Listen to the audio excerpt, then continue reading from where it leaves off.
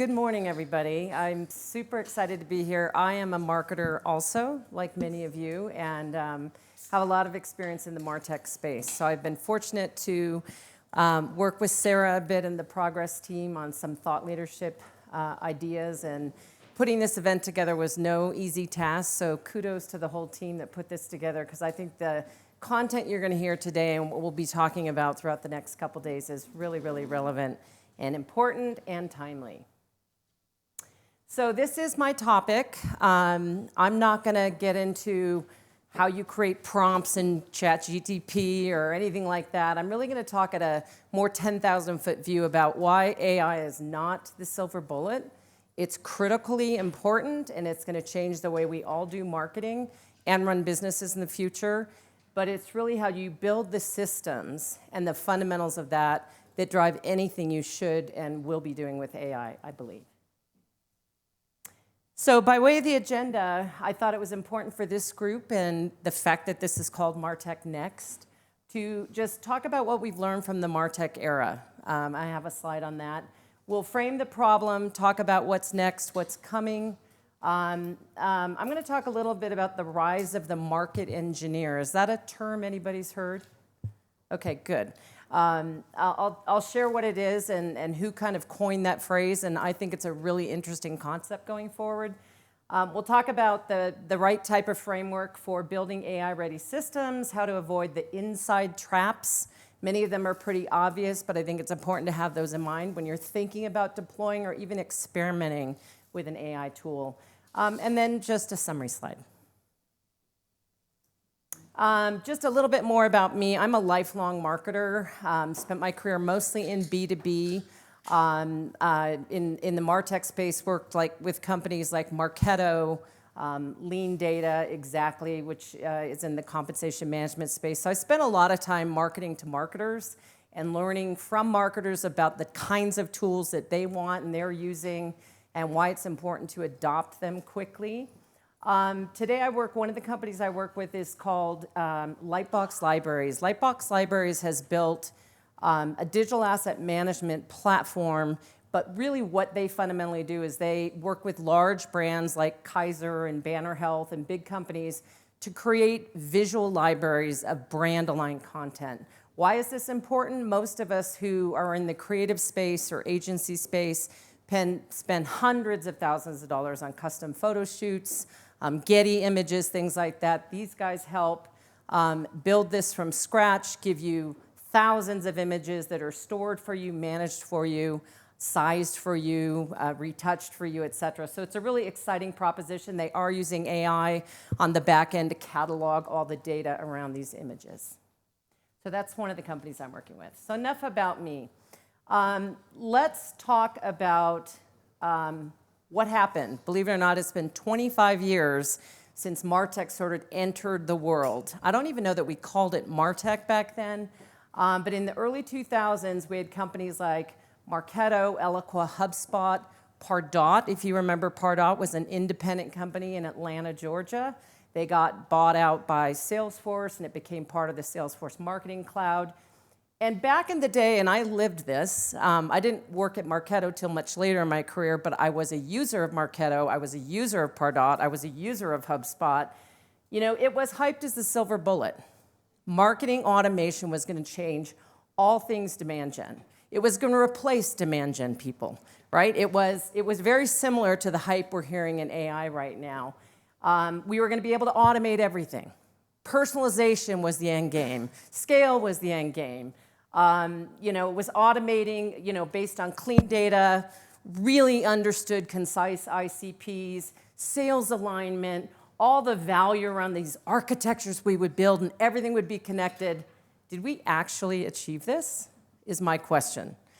ABM is still fundamentally broken in a lot of organizations because of messy data. So while the technology and the innovation was there, and we came a long, long way, it takes a long time to germinate and become really valuable. And I'll go back to probably what's going to be one of the fundamental points of this presentation, but also what you've been hearing both from the panel and from Neil this morning. We haven't achieved ROI yet. And that is the end game. We all have to be thinking about ROI. We can play with tools to our heart's content, But if we can't change the business outcomes, how successful are we going to be? So now, with AI in marketing, it's hyped as an instant optimizer. Everybody's trying it. Try the new tool, experiment, test here, test there. That's great. Absolutely, you should do that. It's hyped as a content engine. It's going to change all your content. You still need smart humans that understand your product, that understand your customer to create the content. AI can only take you so far in finding that content. It generates insights, content, and pattern recognition, absolutely. But once again, crappy data in, crappy data out. You've got to fix some of the fundamentals of your metadata. And the reality is, at the end of the day, while wonderful, and we're all going to learn from it over the next decade, AI is really at its heart an amplifier. It's an amplifier for automation. It's an amplifier for optimization. It does not replace some of the fundamentals that you all do today in your business. So the value, the promised value, of course, is that ROI, when you plug it into well-designed market systems, will achieve goodness for all. So let's take a look at that. So my fundamental thought here is that technology doesn't replace strategy. So I'm going up 10,000 feet here. It rewards it. The winners are those who design the system first, a really solid fundamental system, and then use AI to accelerate it. And hopefully many of you are doing that today, and we'll talk a little bit about how to get there. So the problem with the tool-first mindset, and there's a lot of people, I talk to a lot of marketers, and they're doing hackathons. They're, for their marketing teams, they're putting everybody once a week in a room and just saying, go create all these prompts, go build this workflow, go do all this great stuff. I think that's fine, and I think it builds collaboration and camaraderie, and it's wonderful, but it's really hype. It's if I don't get on this bandwagon and get my team adopting AI, I'm going to be late to the game. They're not really thinking about it from a strategy, business outcome perspective first. It's just like, how do I get my teams using all this stuff? So I can say we're using it, so I can prove to management that we're running these contests and we're testing a whole bunch of stuff. Again, all that's well and good, but where's the ROI in that equation? And the other idea is just, I've got a bunch of AI stuff. I'll plug it into my current systems. Boom, I'll have revenue. Is that really happening in reality? I mean, you can't just, add water and it will flourish.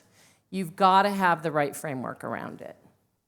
So hype creates pressure, and there is a lot of pressure. Talk to any marketer today. They all believe if I don't create my resume in AI, if I don't go to an interview and say I've used these 10 tools, I'm going to be out of the market category. Nobody will hire me. So it's a very demanding space right now for new entrants in the marketing field coming into their first or second or third job. The idea of plug and play rarely drives ROI, and we'll talk about some ideas on how to do that better. And then while many times the outputs or the reports or the analytics look really smart and clever, they're actually not if you dig deep, and they're not for a bunch of reasons. So what's needed? I would assert we must fundamentally think about our blueprint, our strategy before investing in any systems. You did not have a strategy when you built your GTM architecture that you have today, whatever it might look like. I would assert that the strategy and context around your revenue plan, your go-to-market, AI is basically the high-performing car. Your strategy and your content is the driver, the racetrack, and the race plan. So you have to have that in mind when you're building or adding any tools into the mix. So you must define the business and market context. And I'll talk about a little bit what that actually means. You've got to set the right success metrics. On the panel we heard, and I think in Neil's presentation, some ideas about what some of those success metrics might be. I'll share a little bit about my thinking on that. Customer journeys, super critical. How do you optimize the customer journeys to make them interpretable by the AI that you're using so you can actually drive the journey in the way you're looking at it and not hit the wall or hit those dead ends? And then finally, aligning the teams and data structures. Still a fundamental issue. You heard the panel talk about like these intersection points of apps connecting to other apps. We're still skipping that process and expect that AI is going to stitch it all together. We have to get the fundamental framework and the systems right first. So I want to talk a little about this concept called the market engineer. And I'm going to define, these are not my expressions, this comes from the thinking of a guy named Bruce Cleveland. Anybody here know who Bruce Cleveland is? Bruce Cleveland was one of the early guys, both on the product side and the CMO side, at Oracle in the early days, Siebel Systems in the early days. He was at Apple, and then he went on to an AI company. He became a VC kind of halfway through his career. He was one of the early investors in Marketo. He has tons of consulting business, and he created this idea in a book called the Traversing the Traction Gap. And the idea of the traction gap is that you've got to have this fundamental role in your organization, which he calls the market engineer. And if you have the market engineer, and he has a whole framework for how you deploy that person, how they work with all the other teams, to create the right framework to architect first before you bring a bunch of new tools in. So the mindset around the market engineer is, it's a market-first mindset. This individual or group of individuals is rooted in the customer and market dynamics. You can't get better context without leading with that. Strategic positioning. Who are we as a company? What do we solve? What do we stand for? This isn't just a brand strategy document. This is fundamental positioning. Why should we care? What kind of customers do we reach? What's the ICP? Who's the competitors in our landscape, et cetera? What are the categories? Where's the relevance in such categories? This person acts as a growth designer, builds the demand systems with AI in the loop. The loop. AI is not driving the bus. They're in AI protocols are in the loop. And then finally, the revenue enabler ensures signals convert to pipeline. So there's a lot of talk in the industry, and there's a lot of tools out there right now, some AI savvy, some traditional, about revenue orchestration, and they're all moving toward AI-type tools. So why is this happening, and why is this happening now? We still have all the data silos in the organization we've always had. We have IT, sales, customer success, RevOps, product, marketing. You could probably put a few other bubbles up on this slide. Every single one of these bubbles has people. It has a set of processes. It has certain tech that's been adopted by these groups. And it has data. And I would assert that these are all still very siloed today. The job of the market engineer is to pull all this stuff together with a large view of what's happening in the business. Strategy and context and relevance that actually can look at building a complete holistic system and then putting AI in the place where it should help to be the amplifier and do the real work that it's set up to do. So the framework, and some of this comes from Bruce's thinking, Bruce Cleveland's, and some of it is just my hypothesis here, which is to build a framework that's AI ready, to build the systems that are AI ready. As I've said, you've got to have the business context and strategy first. Are you asking the right questions about the context? Where am I in my growth cycle as a company? What are my revenue objectives? Where are we trying to move the customer? Are we expanding globally? I mean, the context of your business, AI does not know the context of your business. The only people that know the context of your business are you, the people closest to the business, the people that understand the customer. Your data has got to be ready and clean and structured. That is still an oversight in many, many organizations, and AI won't fix that. I think I was on Sarah's podcast, and I talked about it's bad data in, bad data out. It's the same old problem we've been having. AI is not going to clean all your data magically. You've got to look at it from a system perspective. Signal-rich customer journeys that are interpretable by AI. So it's not just understanding the roadmap of, hey, this is where my customer is in the journey. I love the idea of the cartoonist, the map, and the customer's like, no, hey, I'm looking for the bathroom. I mean, that's a fundamental thing that actually happens. The customer thinks they're in one place on your roadmap or your journey, and you think they're somewhere else, and so you're talking to them at a different level, and it's a big disconnect. And then the other thing that I think we don't talk enough about are feedback loops and continuous optimization.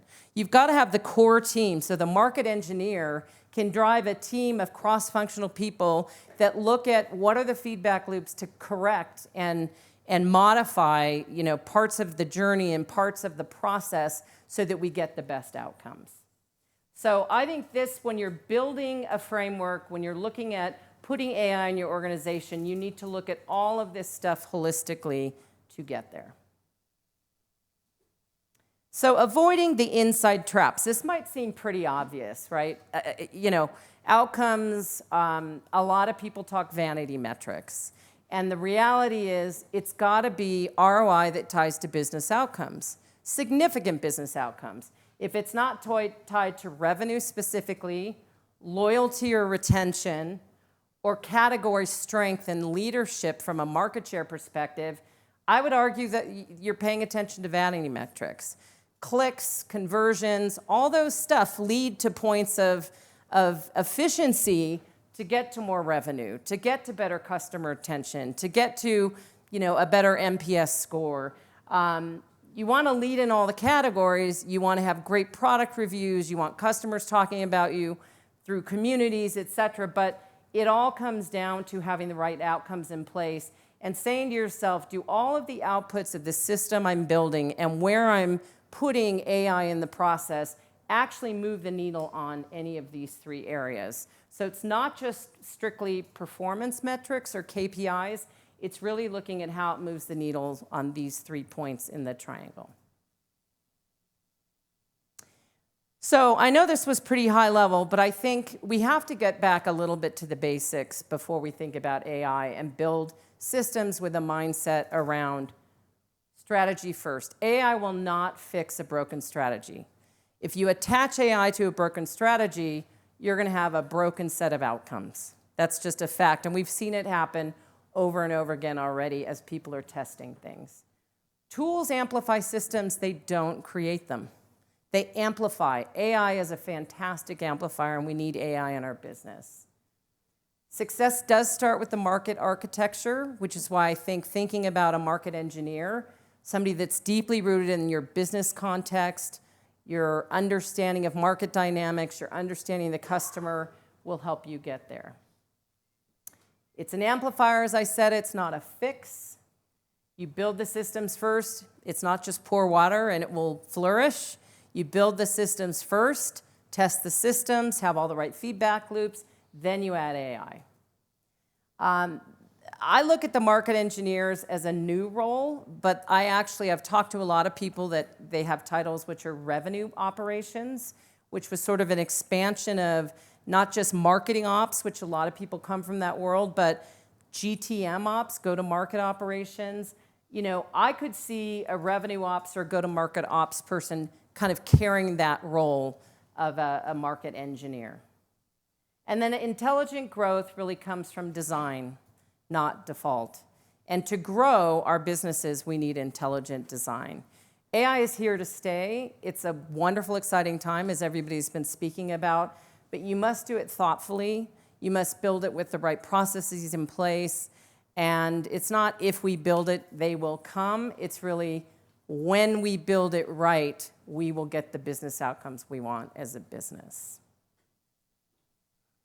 So that's what I had to share today. I hope it was useful. And I think I'm coming right up on my time. You are, but if anybody had any questions, yeah, we do have time for some questions if you'd like a couple minutes for that. You touched a very good point about the quality of the data. So how we can help people to get a better quality of their data. So we collect a lot of data, but we don't have control of the quality. So what we can do to analyze in automated way, and again, use AI to make this analysis and then clean it up, make it better. Yeah, so I think there's two parts to that.